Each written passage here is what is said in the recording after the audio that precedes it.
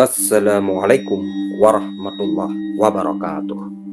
Jumpa lagi di channel Syadul Asad.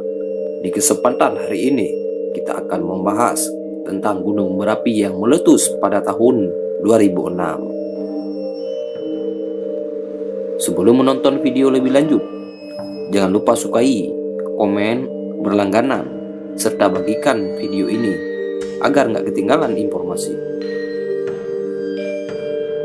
Runtuhnya Geger Boyo saat Gunung Merapi meletus tahun 2006 bisa terulang. Berbagai data petunjuk aktivitas Gunung Merapi saat ini mengingatkan peristiwa letusan 2006. Data kegempaan, deformasi, dan letusan 21 Juni 2020 yang menggigis kubah lava di puncak barat daya. Saya turut jadi saksi hidup letusan Merapi tahun 2006, menyaksikan dari dekat detik-detik runtuhnya apa yang disebut Geger Boyo. Geger Boyo artinya punggung buaya. Ini sebutan lokal untuk menandai kubah lava yang menempel di dinding puncak selatan gunung ini. Dari kejauhan, penampakan bagian kubah lava itu memang mirip punggung buaya. Awal 2006, BPPTK Yogyakarta menaikkan status aktivitas dari aktif normal ke waspada. Informasi dari media menyatakan sudah terjadi deformasi ke selatan dan tenggara. Di saat yang sama, kemunculan titik-titik asap solvatara cukup banyak.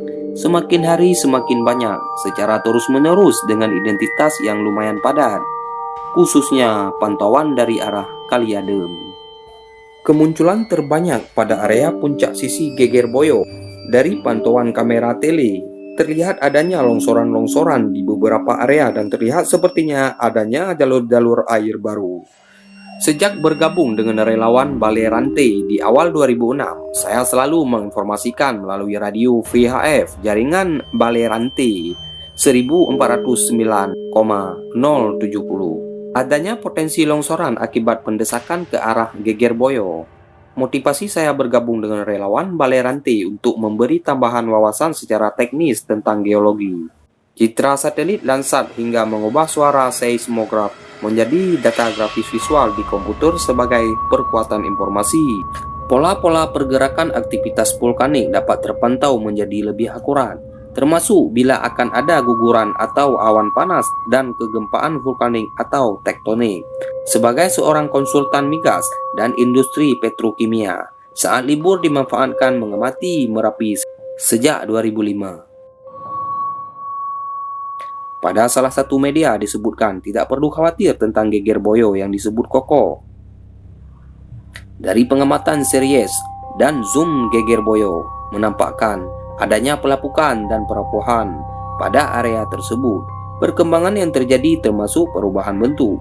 Salah satu yang saya ambil menjadi foto Merapi di Encyclopedia Britannica. Bagian Geger Boyo tampak di foto itu.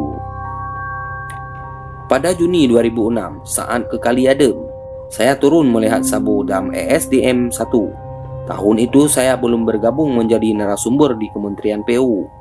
Karena masih di migas dan petrokimia. Terasa bau belerang yang kuat dan hembusan udara dingin yang aneh tidak seperti biasanya. Saat berada di dekat bunker Kaliadem, saya sempat meminta beberapa warga turun. Bau belerang sangat kuat dan suasana aneh. Saya sempat berpikiran kalau terjadi awan panas untuk masuk bunker. Saya pernah membaca bunker itu karya pakar sipil sebagai bagian proyek rumah perlindungan dari awan panas. Tapi saya kemudian berpikiran, lebih baik turun karena sudah mulai petang dan lokasi yang terlalu dekat jurang, lalu saya mengendarai Terrano untuk turun. Tidak jauh ke selatan terasa terjadi getaran kuat pada mobil. Tadinya saya kira ban mobil bocor. Saya periksa, semua ban ternyata kondisi baik.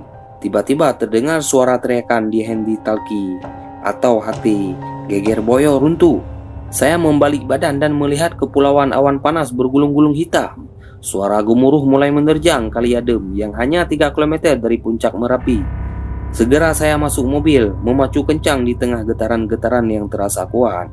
Mobil menyusuri jalan pinggiran jurang menuju dusun Beronggang. Saya berputar ke timur menuju pos Balai Rantai Kemalang, Klaten. Tiba di pos Balai Rantai, Kepulan hitam kemerahan awan panas masih terlihat jelas di selatan tenggara kaki Merapi. Kami mendengar ada 2 orang dicari dan diperkirakan masuk ke bunker, yang ternyata bunker tersebut tertimbul material awan panas. Setelah bertemu rekan-rekan balai rantai dan menceritakan pengalaman menegangkan mirip film Dante Speak, saya berasa seperti baru saja menjadi Pierce Brosnan. Demikian sekilas informasi. Wassalamualaikum warahmatullahi wabarakatuh.